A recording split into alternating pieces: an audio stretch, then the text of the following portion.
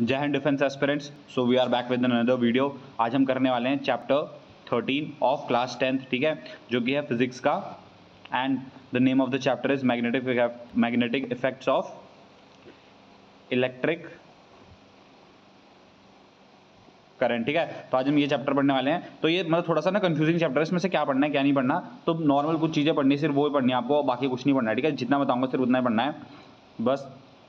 और जैसे कि फॉर एग्जांपल मैं बताता हूँ कहाँ से आपको पढ़ना है। ठीक है, ये कुछ नहीं पढ़ना है, ठीक है, ये भी नहीं पढ़ना है।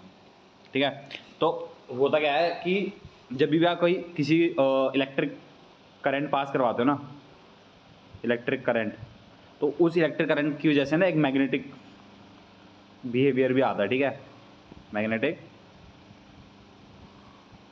बिहेवियर। ठीक है, तो वो इलेक्ट्रिक करंट एक मैग्नेटिक बिहेवियर भी बताता है। तो सिर्फ यही है कि इलेक्ट्रिक करंट से कैसे कैसे मैग्नेटिक बिहेवियर आता है, इस चैप्टर में आपको वहीं बता रखा है। ठीक है, तो सबसे पहले आपको एक ये पढ़ लेना है कि हेनरी हैन क्रिस्टन, ठीक है, इन्होंने एक एक्सपेरिमेंट किया था और इन्होंने अपने एक्सपेरिमेंट में इससे रिलेटेड ही बताया था। और इन्होंने क्या बताया था, इन्होंने बोला था कि, तो इन साइंटिस्ट ने क्या बोला था ना कि जब भी आप क्या करते हैं इलेक्ट्रिक करंट, ठीक है, इलेक्ट्रिक करंट पास करवाते हैं थ्रू अ कंडक्टर, जब भी आप इलेक्ट्रिक करंट पास करवाते हैं थ्रू अ कंडक्टर, तो ना वो एक मैग्नेटिक फील्ड प्रोड्यूस करता है। क्या फील्ड प्रोड्यूस करता है? एक मैग्नेटिक फील्ड प्रोड्यूस करता है। ठीक है, और वो मैग्नेटिक फील्ड की इंटेंसिटी किस पर डिपेंड करती है कि जितना आप उससे करंट पास कराओगे ना उतना ही मैग्नेटिक फील्ड बढ़ती जाएगी, यानी मैग्नेटिक फील्ड किससे डायरेक्टली प्रोपोर्शनल हो जाएगी करंट के। तो इन्होंने, ठीक है, ये बताया था। तो आपको बस ये बात याद रखनी है। ठीक है, अब आता है, आपने को पीछे बताया मैंने मैग्नेटिक फील्ड। अब आता है magnetic field and magnetic field lines होती क्या है। ठीक है, तो कुछ नहीं होता, सबसे पहले तो आपको पता है व्हाट इज अ मैग्नेट। ठीक है, मैग्नेट एक सब्सटेंस होता है, ठीक है, या फिर एक मटेरियल होता है जो कैसा इफेक्ट प्रोड्यूस करता है, अट्रैक्टिव एंड रिपल। ठीक है, अट्रैक्टिव एंड रिपेल करता है। ठीक है, ये तो होता है मैग्नेट। ठीक है, अब जैसे ये मान लो ये मैग्नेट है आपका, ठीक है, इसका नॉर्थ पोल है, ये साउथ पोल है। ठीक है, तो ये मैग्नेट है, तो इस मैग्नेट के आसपास ना एक इसका एरिया आता है। ठीक है, इसका एक एरिया आता है इस मैग्नेट के आसपास। ठीक है, वो एरिया क्या होता है जहां तक इसकी आप फोर्स एक्सपीरियंस कर सकते हैं। ठीक है, मतलब इस एरिया में अगर आपने कोई भी लोहे की चीज रखी तो वो क्या होगा, उससे अट्रैक्ट होगा, या फिर आपने कोई दूसरा मैग्नेट रख दिया तो वो रिपल हो सकता है। ठीक है, उससे या फिर अट्रैक्ट हो सकता है। ठीक है, तो ये जो एरिया होता है ना इसका जितना, उस एरिया को कहते हैं मैग्नेटिक फील्ड। ठीक है, मैग्नेटिक फील्ड कहते हैं हम उस एरिया को। ठीक है, ये हो गया। अब उस मैग्नेटिक फील्ड में ना, ये मान लो मैग्नेटिक फील्ड है, तो कुछ लाइंस होती है। ठीक है, कुछ लाइंस होती है, उन लाइन को हम कहते हैं मैग्नेटिक फील्ड लाइन। ठीक है, तो अब यही पढ़ते हैं हम क्या होता है। ठीक है, सबसे पहले तो आपको पता है कि दो पोल्स होते हैं मैग्नेटिक में। ठीक है, जो नॉर्थ की तरफ पॉइंट करता है उसको नॉर्थ पोल करते हैं। ठीक है, और जो दूसरा jet point towards the south is called the south seeking और साउथ पोल। ठीक है, अब क्या पढ़ना है आपको, या आपको पढ़ना है यहाँ से, इसमें तो आपको कुछ नहीं पढ़ना। ठीक है, ये आपको वो दिखा रखा बस एक हो, इसमें से भी नहीं पढ़ना। यहाँ से पढ़ना। ठीक है, तो पढ़ना क्या है, मान लो ये रहा आपका magnet, this is your magnet. ठीक है, तो मैग्नेटिक फील्ड की ना और मैग्नेटिक फील्ड लाइंस की कोई प्रॉपर्टीज होती है। ठीक है, तो प्रॉपर्टी क्या होती है कि जो मैग्नेटिक फील्ड लाइन होती है ना वो कहाँ से ओरिजिनेट होती है, वो नॉर्थ से ओरिजिनेट होती है, मतलब मैग्नेटिक के बाहर, और साउथ पे जाकर खत्म होती है। ठीक है, यानी नॉर्थ से स्टार्ट होती है ओरिजिनेट, और खत्म होती है साउथ में। ठीक है, टर्मिनेट। बट ये होता है मैग्नेट के बाहर, मैग्नेट के अंदर वो साउथ से नॉर्थ जाती है। ठीक है, मैग्नेट के अंदर वो साउथ से नॉर्थ जाती है। तो आपको क्या रखना है, ये रहा मैग्नेट, ठीक है, दिस इज योर मैग्नेट, और ये रहा मान लो नॉर्थ पोल और साउथ पोल। तो अब मैग्नेट के अंदर तो हो जाएगी साउथ से नॉर्थ, ठीक है, मैग्नेटिक फील्ड लाइन, और मैग्नेटिक फील्ड लाइन मैग्नेट के बाहर कैसे जाएगी, नॉर्थ से साउथ। ठीक है, तो ये सबसे पहली उसकी प्रॉपर्टी होगी। ठीक है, this is it's first property.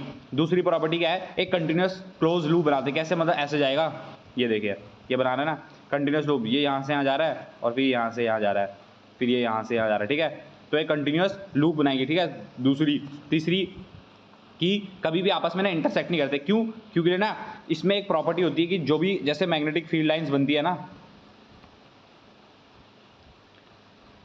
Magnetic field line जब बनती है तो जैसे आपने इलेक्ट्रिक करंट पास करवाया तो नीडल डिफ्लेक्ट होती है, ठीक है। तो नीडल डिफ्लेक्ट किसकी तरफ होती है? नीडल डिफ्लेक्ट होती है एक बारी में सिर्फ एक मैग्नेटिक फील्ड लाइन की तरफ डिफ्लेक्ट होगी, ठीक है। अब अगर आपने दो मैग्नेटिक लाइन को आपस में इंटरसेक्ट करा दिया तो नीडल को, इसका मतलब क्या होगा, नीडल को एक बारी में दो जगह अपना एंड पॉइंट करना पड़ेगा, जो कि क्या होता है, फिजिबल नहीं होता, ना ही काम कर सकता, ठीक है। तो इसलिए ये कभी भी इंटरसेक्ट नहीं करती, ठीक है, मैग्नेटिक फील्ड लाइन। चौथी प्रॉपर्टी, जहां पर मैग्नेटिक फील्ड लाइन क्लोज होगी, जहां पर मैग्नेटिक फील्ड लाइन क्लोज होगी वहां पर जो मैग्नेटिक फोर्स होगा ना, मैग्नेटिक अट्रैक्शन, वो सबसे ज्यादा स्ट्रांग होगा। और जहां पर मैग्नेटिक फील्ड लाइन फार होगी, ठीक है, वहां पे मैग्नेटिक फोर्स ऑफ अट्रैक्शन क्या होगा? वीक होगा।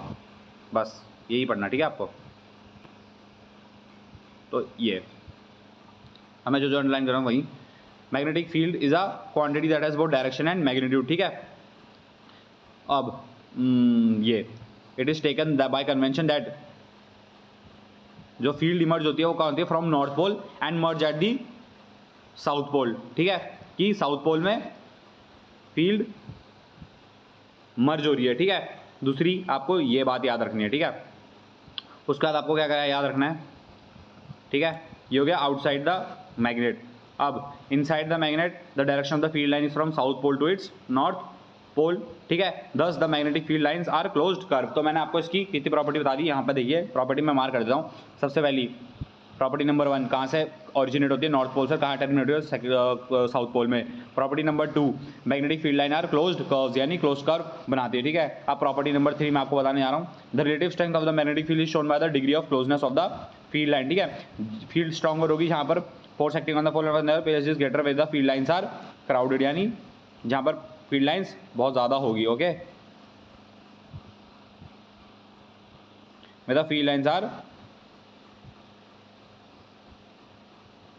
क्राउडेड, ठीक है। ये आपकी प्रॉपर्टी नंबर हो गई 3rd, ठीक है। और property number 4th, no two field lines are found to cross each other, ठीक है।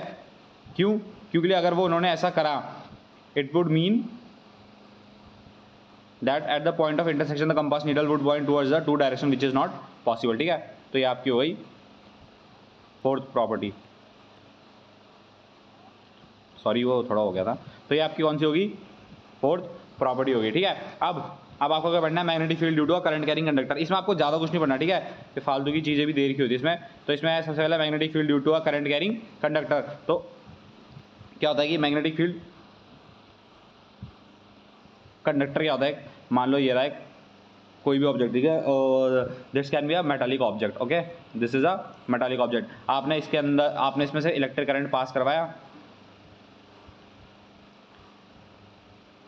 इलेक्ट्रिक करंट पास करवाया, तो इसकी वजह से क्या होगा? इसमें मैग्नेटिक प्रॉपर्टीज भी आ जाएगी, मैग्नेटिक प्रॉपर्टीज भी आ जाएगी, ठीक है। तो पढ़ना क्या है इसमें से? तो आपको कुछ नहीं पढ़ना, ठीक है।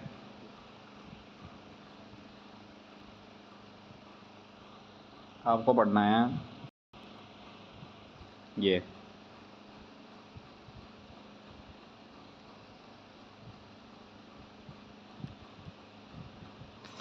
ठीक है। तो आपको इसमें से क्या पढ़ना है बताता हूँ। स्ट्रेट कंडक्टर, ठीक है। इसमें से आपको देखिए एक एक्सपेरिमेंट होता है, ठीक है। एक्सपेरिमेंट में क्या कहता है? स्ट्रेट कंडक्टर ले लेते हैं, स्ट्रेट कंडक्टर, ठीक है। उसमें से क्या पास कराते हैं? इलेक्ट्रिसिटी।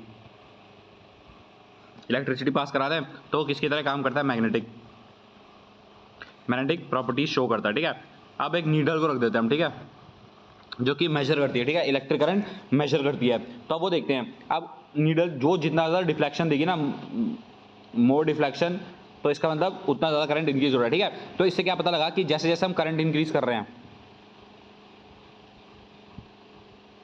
जैसे जैसे हम करंट इंक्रीज कर रहे हैं वैसे वैसे मैग्नेटिक फील्ड भी इंक्रीज होती जाएगी, ठीक है। मैग्नेटिक फील्ड इंक्रीजेस, ठीक है, पहली प्रॉपर्टी। दूसरी प्रॉपर्टी कि जैसे जैसे हम कंडक्टर को दूर लेके जाएंगे ना नीडल से, तो वैसे वैसे जो मैग्नेटिक फील्ड होती है वो वैसे वैसे भी कम होती जाती है, ठीक है। तो इसका यहाँ पर दे रखा है, ये पढ़ना आपको इसमें से बस, ठीक है। If the current is increase, ठीक है, तो deflection also increases. It indicates की magnitude of the magnetic field produce at a given point increases as the current through the wire increases, ठीक है। तो ये प्रॉपर्टी आपको याद रखनी है, प्रॉपर्टी नंबर 1 की प्रॉपर्टी नंबर 1 क्या कहती है? प्रॉपर्टी नंबर 1 कहती है कि magnitude of the magnetic field कब बढ़ेगी? जैसे आप उससे करंट इंक्रीज करते रहोगे, ठीक है। दूसरी प्रॉपर्टी आपको क्या पढ़नी है? Magnetic field produce given current in the conductor decreases as the distance from it increases, ठीक है। ये आपको दूसरी प्रॉपर्टी याद रखनी है, ठीक है। You have to remember these two properties बस, ठीक है। पहली प्रॉपर्टी ये है कि करंट इंक्रीज करेंगे तो उसकी वजह से डिफ्लेक्शन भी इंक्रीज होगा। इसकी वजह से क्या पता लगता है कि जो मैग्नेटिक फील्ड है वो इंक्रीज कब होगी? जब current through the wire increases. दूसरी क्या है कि जो magnetic field produce by given current in the conductor वो डिक्रीज होता है as a distance from it increases, ठीक है। ये दो आपको याद रखना है। अब एक रूल्स रख लेना, राइट हैंड थंब रूल, ठीक है। तो राइट हैंड थंब रूल किसके लिए होता है? राइट हैंड थंब रूल होता है direction of the magnetic field निकालने के लिए associated with the current carrying conductor, ठीक है। करंट कैरिंग कंडक्टर के लिए ये काम आता है। और इसमें क्या आता है? बस कुछ नहीं, आप अपना एक राइट हैंड थंब रूल ले लो, ठीक है। आप अपना एक राइट हैंड थंब रूल ले लो, ठीक है। और उसमें आपको थंब पॉइंट करना चाहिए towards the direction of the current, ठीक है। तो ये थंब है इसका, ये किसकी तरफ पॉइंट कर रहा है? ये थंब किसकी तरफ पॉइंट कर रहा है? करंट की तरफ पॉइंट कर रहा है, ठीक है। तो जैसे इसका थंब आप करंट की तरफ पॉइंट करवाओगे ना, तो जो आपकी ये होंगी ये फिंगर्स, ये आपको किसकी तरफ पॉइंट कराएंगी? ये पॉइंट कराएंगी मैग्नेटिक फील्ड लाइंस का, ठीक है। तो इसमें यही है, क्या है इसमें? इसमें कि imagine that you are holding a current carrying conductor in your right hand such that the thumb points towards the direction of the current, ठीक है। then your finger will wrap around the conductor in the direction of the field lines of the magnetic field, ठीक है। this is known as the right hand thumb rule। बस इसमें ये याद रख लेना, एक बार आया था ये एनडीए में, ठीक है। अब ये magnetic field due to current through a circular loop, इसमें आपको कुछ याद नहीं रखना, बस आपको ये याद रखना है अगर कोई सर्कुलर लूप है, फॉर एग्जांपल मान लो एक ये कंडक्टर है ऐसी शेप में, ठीक है, इसका यहाँ से यहीं तक खत्म हो गया और दूसरा कंडक्टर है वो ऐसे ऐसे ऐसे ऐसे ऐसे ऐसे, ठीक है। तो इसके नंबर ऑफ टर्न्स कम है, number of turns are less, और इसमें number of turns are more. तो इसमें क्या है? इसमें जो मैग्नेटिक फील्ड आएगी ना वो थोड़ी वीक आएगी एज कम्पेयर टू दिस। क्यों? क्योंकि जो मैग्नेटिक फील्ड होती है ना वो डायरेक्टली प्रोपोर्शनल होती है नंबर ऑफ टर्न्स, ठीक है। तो जितना ज़्यादा नंबर ऑफ टर्न उतनी स्ट्रॉन्ग मैग्नेटिक फील्ड, ठीक है। ये आपको याद रखना है। तो इसमें क्या है मैं बताता हूँ, इसमें आपको क्या पढ़ना है।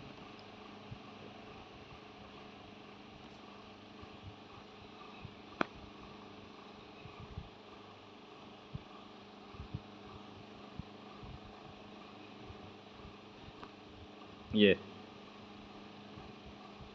magnetic field produced by a current carrying wire at a given point depends directly on the current passing through it.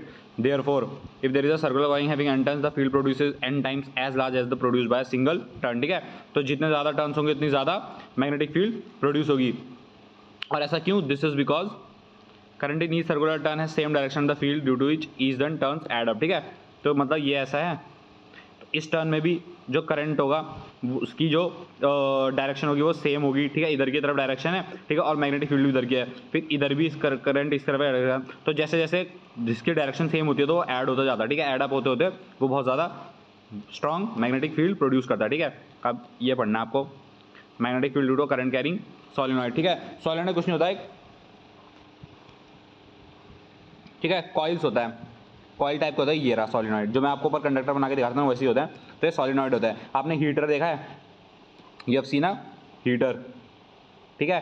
Heater में ऐसे ऐसे ऐसे टर्न्स होते हैं ना, उसको ही सोलेनॉइड कहते हैं, ठीक है।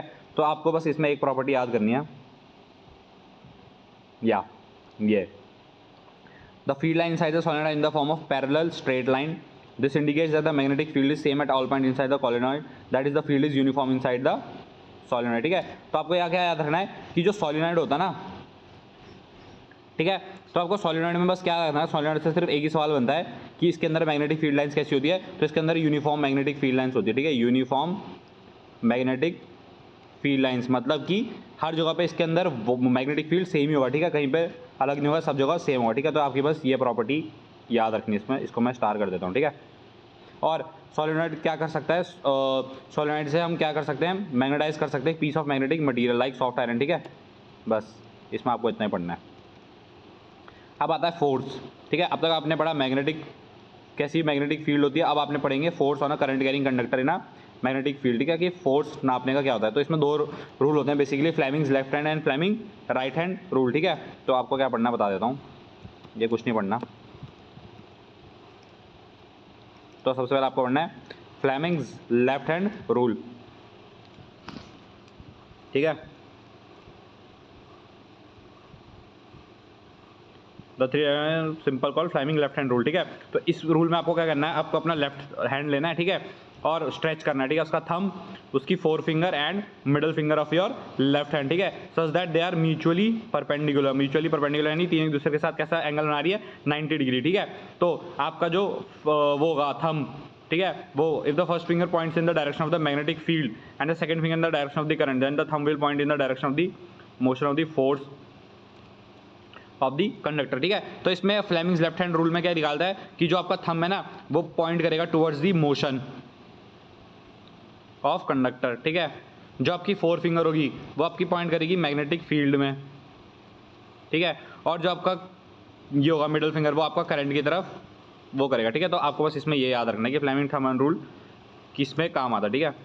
इसमें आप बस ये याद कर लेना, ये इंपॉर्टेंट है, ठीक है, ये क्वेश्चन। तो पहला हो गया फोर्स होना current carrying conductor in magnetic field, ठीक है, ये हो गया फ्लेमिंग्स लेफ्ट हैंड। अब फ्लेमिंग राइट हैंड पे है वो आ गया, ठीक है। तब तक मैं आपको बताता हूँ इसमें आपको क्या पढ़ना है,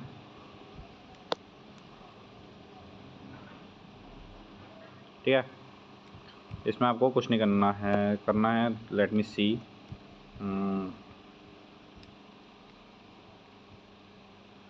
बस कुछ नहीं, बस आपको ये याद रख लेना इसमें से कि मैग्नेटिक रेजोनेंस एमआरआई करवाते हैं ना वो किस बेसिस पे होता है, ठीक है। तो मैग्नेटिक फील्ड होती है, ठीक है, magnetic field inside the body forms the basis of obtaining the images of different body part, this is done using a technique called MRI, ठीक है। बस एक ये याद कर लेना। और इलेक्ट्रिक मोटर में बस ये याद रख लेना कि ये कौन सी एनर्जी को किस में चेंज करती है, ठीक है।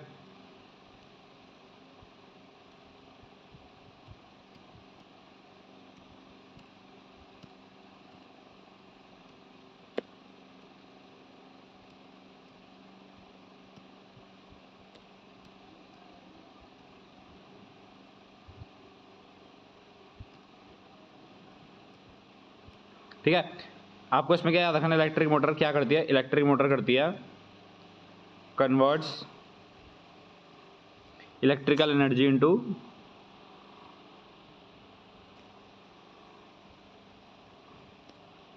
मैकेनिकल एनर्जी, ठीक है।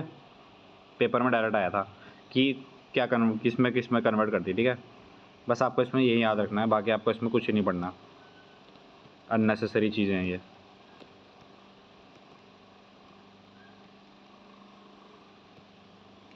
ठीक है, ये भी नहीं पढ़ना।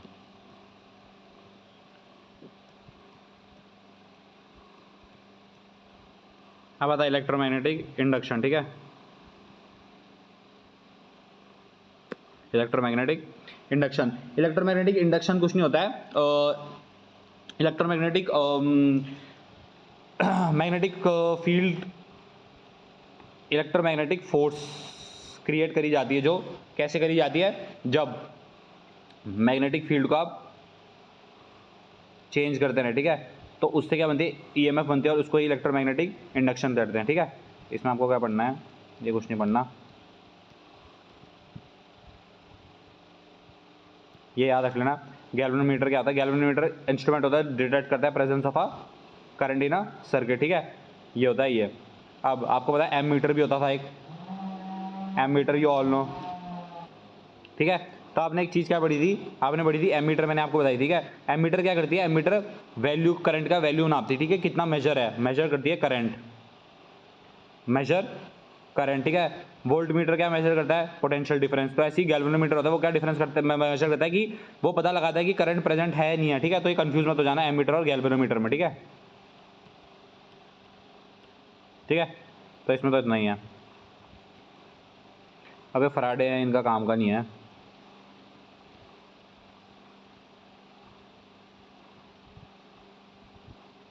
ठीक है। अब फ्लेमिंग राइट हैंड रूल, ठीक है, Fleming right hand rule, Fleming right hand rule किसके लिए काम आता है, वो आता है इंड्यूस करंट के लिए, जो मैंने आपको बताया ना इलेक्ट्रोमैग्नेटिक फोर्स, जो ईएमएफ यूज होती है इलेक्ट्रोमैग्नेटिक इंडक्शन में, तो उसके लिए जो उसमें इंड्यूस करंट होता है उसकी डायरेक्शन के लिए पता लगाने के लिए होती है, ठीक है। तो that to know the direction of induce current stretch the thumb four finger and middle finger of the right hand, ठीक है, so that they are perpendicular to each other. जो आपने लेफ्ट हैंड में किया वहीं आपको राइट हैंड में करना है, ठीक है। तो आपकी फोर फिंगर जो होगी वो इंडिकेट करेगी direction of the magnetic field को, थंब शोज करेगा डायरेक्शन ऑफ द मोशन को, and middle finger will show the direction of the induced current. ठीक है, this simple rule is called Fleming's right hand rule. बस आपको ये याद करना है इसमें, ठीक है। बाकी इलेक्ट्रिक जनरेटर है, उसका भी आपको कुछ काम नहीं करना, बस आपको ये याद रखना है इलेक्ट्रिक जनरेटर करता क्या है और वो किस प्रिंसिपल पे बेस्ड है। ठीक है, इलेक्ट्रिक जनरेटर कन्वर्ट करता है कौन सी एनर्जी को, मैकेनिकल एनर्जी को इलेक्ट्रिकल एनर्जी में। ठीक है, और मोटर क्या करती थी, इलेक्ट्रिकल एनर्जी से मैकेनिकल एनर्जी में सबसे पहले। और इलेक्ट्रिक जनरेटर का प्रिंसिपल क्या है, इसका प्रिंसिपल किस में बेस्ड है, इलेक्ट्रोमैग्नेटिक इंडक्शन में। ठीक है, तो आ सकता है कि on which principle is electric generator is based, तो आता है इलेक्ट्रोमैग्नेटिक इंडक्शन में बेस्ड है। ठीक है, बस इतना ही पढ़ना है इसमें आपको, बाकी कुछ मत पढ़ना। ठीक है,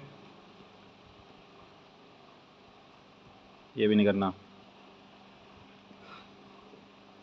आपको, पढ़ना ये डोमेस्टिक इलेक्ट्रिक सर्किट। ठीक है, इसमें क्वेश्चन आया था वो मीटर का।